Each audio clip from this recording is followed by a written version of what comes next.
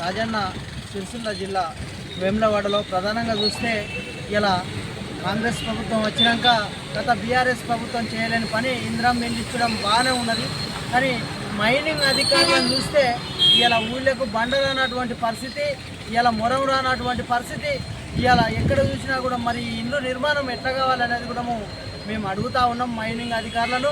ప్రధానంగా కలెక్టర్ గారు చొరవ తీసుకొని ఈ యొక్క ప్రాంతంలో జరుగుతున్నటువంటి ఇందిరమ్మ ఇళ్లకు పూర్తిగా మెటల్ సౌకర్యం అందే విధంగా చూడాలని కూడా కోరుతా ఉన్నాం.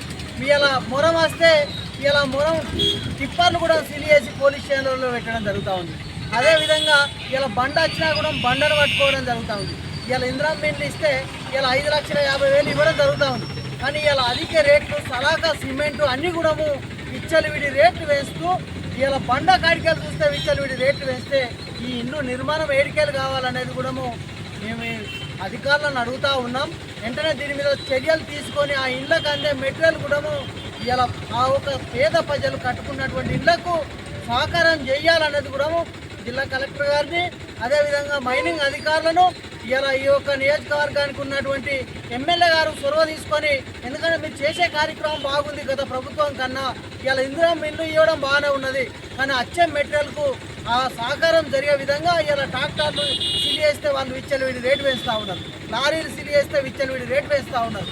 ఇలా మొన్నటిదాకా వచ్చే బండ గణేట్ రౌతు, మొన్నటిదాకా వచ్చినటువంటి రౌతు 9,000 కేస్తే ఇలా 13,000 తీసుకుంటున్నటువంటి పరిస్థితి కనపడతా ఉంది. అదేవిధంగా ఇలా మొరానికి మొన్నటిదాకా 3,000 వచ్చేది 4,000, 4,500 పోతా ఉన్నారు. అవి అచ్చదో రాదో తెలియదు, రాగానే పట్టుకొని సిలి చేస్తే ఇలా అటు అధిక రేట్లు పెరుగుతూ ఉన్నాయి. ఇలా బండ్ల మీద కేసులు అవుతూ ఉన్నాయి, డ్రైవర్ల మీద కేసులు అవుతూ ఉన్నాయి. ఇలా భరోసా ఏమిటి అని మేము అడుగుతూ ఉన్నాం.